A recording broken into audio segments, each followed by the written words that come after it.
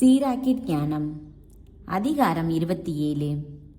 வருவாயை பெருக்குவதற்காக பலர் பாவம் புரிகின்றனர். செல்வத்திற்காக அலைவோர் தங்கள் கண்களை திருப்பிக் கொள்கின்றனர். கற்களுக்கு இடையே உள்ள துளையில் முளை அடிக்கப்படுகிறது. விற்றல் வாங்கலுக்கு இடையே பாவம் நுழைந்து கொள்கிறது. ஆண்டவரிடம் கொள்ளும் அச்சத்தில் ஒருவன் உறுதியாய் நிலைத்திராவிட்டால் அவனது வீடு விரைவில் நிலை குலைந்துவிடும். பேச்சு சலிக்கின்ற போது சல்லடையில் உமி தங்கி விடுகின்றது. அவ்வாறே மனிதரின் பேச்சில் மாசு படிந்து விடுகின்றது. குயவரின் கலன்களை சூளை பரிசோதிக்கின்றது. மனிதரை உரையாடல் பரிசோதிக்கின்றது. கனி மரத்தின் கண்காணிப்பை காட்டுகின்றது. சொல் மனிதரின் உள்ள பண்பாட்டை காட்டுகின்றது. ஒருவர் பேசுவதற்கு முன்பே அவரை புகழாதே. பேச்சை கொண்டே அவரை அறிந்து கொள்ளலாம். நீதி நெறியை பின்பற்றி நடந்தால் அதனை அடைந்து கொள்வாய். மாட்சிமிகு நீண்ட ஆடையாக அதனை அணிந்து கொள்வாய். பறவைகள் தம்முடைய இனத்தோடு தங்குகின்றன. உண்மை அதனை கடைபிடிப்போரிடம் குடிகொள்ளும்.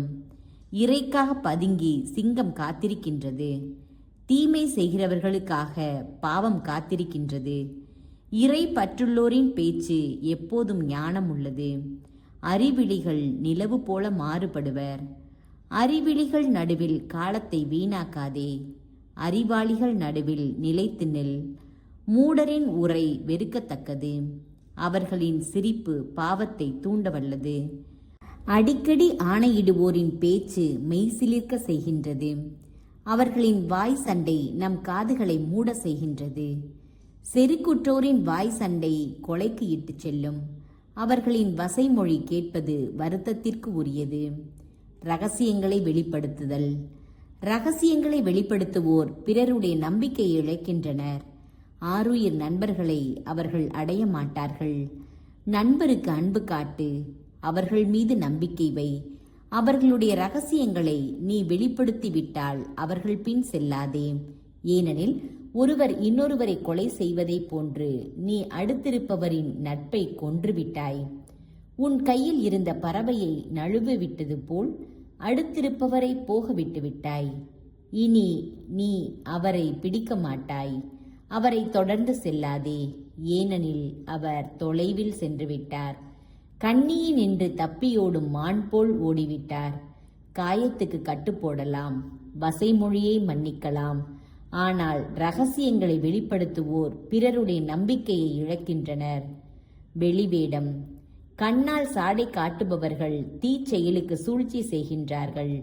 அதிலிருந்து யாரும் அவர்களை தடுக்க முடியாது. உன் கண்முன் அவர்கள் தேன் ஒழுக பேசுவார்கள். உன் பேச்சை கேட்டு வியப்படைவார்கள். பின்னால் அவர்களது பேச்சு மாறிவிடும். உன் சொல்லைக் கொண்டே உன்னை இடறி விழ செய்வார்கள். பலவற்றை நான் வெறுத்திருக்கிறேன். ஆனால் இவர்களை வெறுத்தது போல் வேறு எதனையும் வெறுத்ததில்லை. ஆண்டவரும் இவர்களை வெறுக்கின்றார். கல்லை மேலே எறிவோர் அதை தம் தலைமேலேயே எரிந்து கொள்கின்றனர். நம்பிக்கை கேடு என்னும் அடி காயங்களை புதுப்பிக்கும். குழி தோண்டுவோர் அதிலேயே விழுவர்.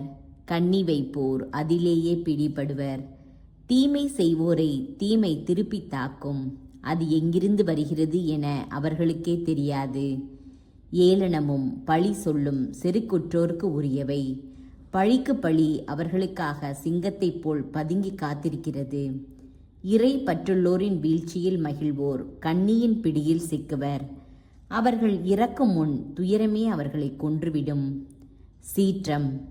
வெகுளி சினம் ஆகியவை இரண்டும் வெறுப்புக்குரியவை. பாவிகள் இவற்றை பற்றி கொள்கின்றனர்.